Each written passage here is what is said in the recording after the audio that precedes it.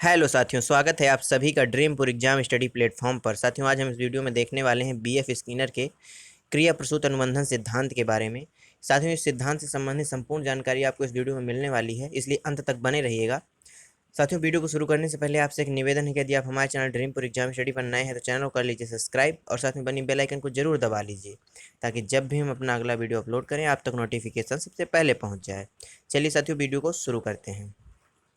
BF Skinner, इनका कार्यकाल कब से कब तक रहा है तो 20 मार्च 1904 से 18 अगस्त 1990 तक रहा है। ये निवासी कहाँ के थे? यूएसए यानी अमेरिका के निवासी थे। कहाँ के थे साथियों? अमेरिका के निवासी थे। इन्होंने सिद्धांत का प्रतिपादन कब किया? 1938 में किया। इन्होंने प्रयोग किस पर किया?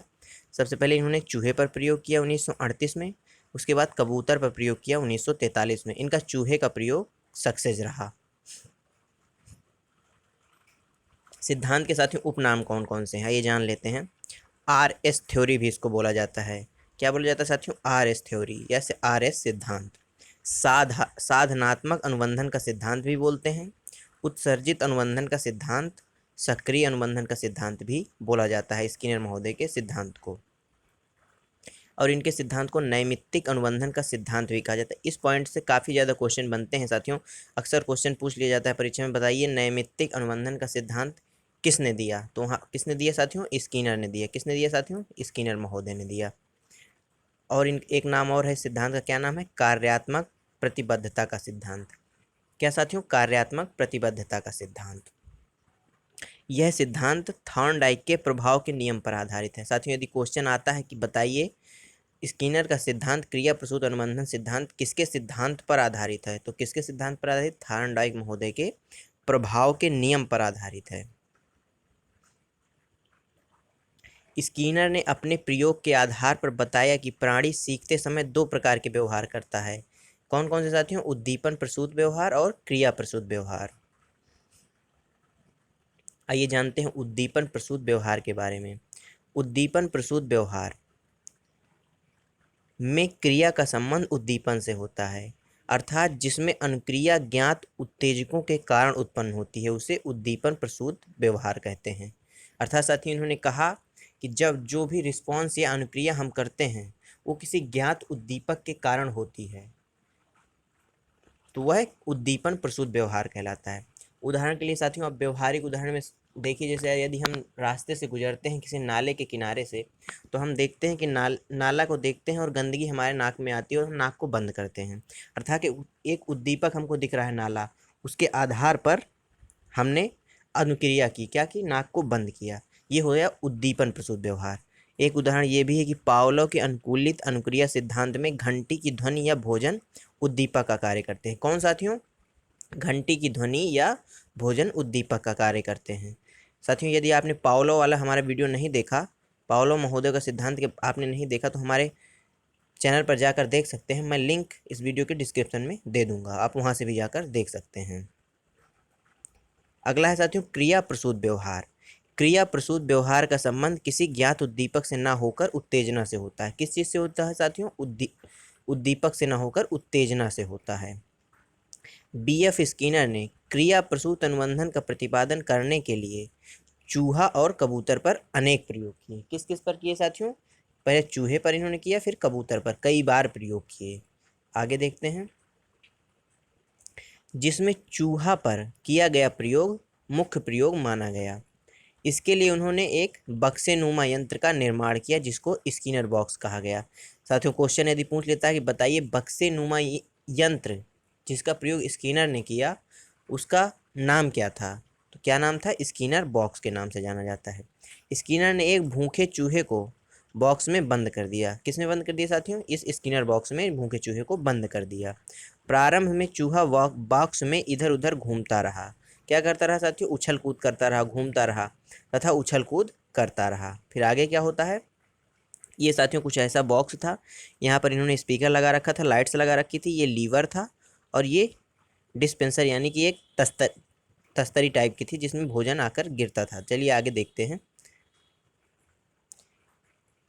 गतिविधियों में बॉक्स का लीवर दब जाता है, यानी जब चूहा जो है बॉक्स के अंदर उछल कूद करता है तो गलती से लीवर दब जाता है और घंटी की आवाज़ आती है। साथियों, घंटी की आवाज़ कहाँ से आती है? ये जो इन्होंने स्पीकर लगा रखा था, कहाँ से आती है साथियों? स्पीकर से आती है। कहाँ से आती है साथियों? इस स्पीकर से आवाज़ आती है और ये लाइटें जल जाती हैं।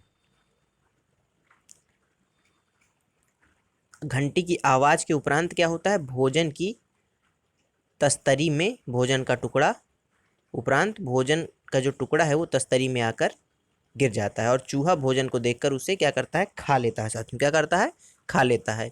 इस प्रकार कुछ प्रयासों के बाद चूहा लीवर दबाकर तस्तरी से भोजन गिराना सीख जाता है। यानी बार बार प्रयास के बाद जो चूहा है वो तस्तरी से भोजन डायरेक्ट अब गिरा लेता है। पहली बार क्या हुआ था? अचानक से लीवर दबा था और भोजन गिरा था और लाइट जली थी, जिससे चूहा उत्तेजित होता था। और साथियों, इसी तरह धीरे धीरे प्रयोग के बाद वह चूहा अपने आप भोजन प्राप्त करने लगा तस्तरी दबाकर, बिना किसी ज़्यादा उछल कूद के। सिद्धांत की प्रमुख बातें क्या रहीं? स्किनर का मत है, यदि इस प्रकार अनुक्रियाओं को पुनर्बलित या बल प्रदान किया जाए तो वे बलित हो जाती हैं और व्यवहार में स्थायी परिवर्तन लाती हैं। और साथियों, व्यवहार में स्थायी परिवर्तन क्या कहलाता है? अधिगम या सीखना कहलाता है। क्या कहलाता है साथियों? अधिगम या सीखना कहलाता है। किस प्रकार साथियों?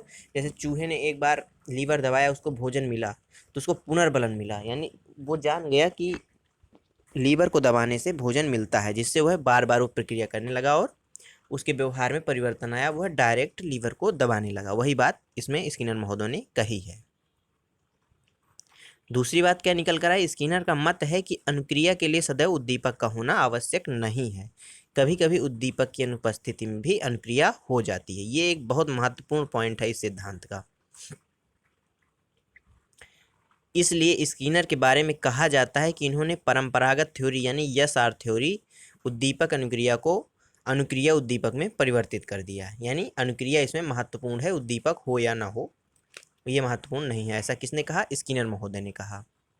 स्किनर महोदय ने क्या किया साथियों? दो प्रकार के पुनर्बलन बताए, एक सकारात्मक पुनर्बलन और दूसरा नकारात्मक पुनर्बलन। सकारात्मक पुनर्बलन क्या है साथियों? पुरस्कार, सम्मान और प्रशंसा, ये सकारात्मक पुनर्बलन है। पुरस्कार, सम्मान और प्रशंसा। नकारात्मक पुनर्बलन कौन कौन से हैं? दंड, डांटना या भय, ये नकारात्मक पुनर्बलन है। इस सिद्धांत के साथियों शैक्षिक महत्व क्या क्या हैं, आइए जान लेते हैं। अवांछित व्यवहारों को नकारात्मक पुनर्बलन द्वारा रोका जा सकता है। यानी साथियों, जैसे कोई विद्यार्थी है, वह कोई गलत व्यवहार करता है तो उसको नकारात्मक पुनर्बलन दिया जाए, तो उस प्रकार से यानी डांट कर उसको रोका जा सकता है। अध्यापकों द्वारा छात्रों के वांछित व्यवहार की प्रशंसा, पुरस्कार, प्रोत्साहन और उनकी अपनी सहमति से पुनर्बलित कर दें तो विद्यार्थी ऐसे व्यवहार को बार बार करता है। जैसे साथियों, कोई विद्यार्थी कोई अच्छा काम करता है तो अध्यापक उसकी प्रशंसा करता है या कोई पुरस्कार देता है या प्रोत्साहन देता है, तो ऐसे व्यवहार को करने के लिए छात्र तत्पर रहता है, बार बार करने के लिए तत्पर हो जाता है। अगला पॉइंट क्या है? विद्यार्थी को तत्काल पुनर्बलन देना चाहिए। यानी साथियों, यदि कोई कार्य विद्यार्थी अच्छा कर रहा है तो उसको तत्काल पुनर्बलन देना चाहिए, ना कि 1 घंटे बाद या 1 महीने बाद। ऐसा करने पर उसका कोई महत्व नहीं रह जाता।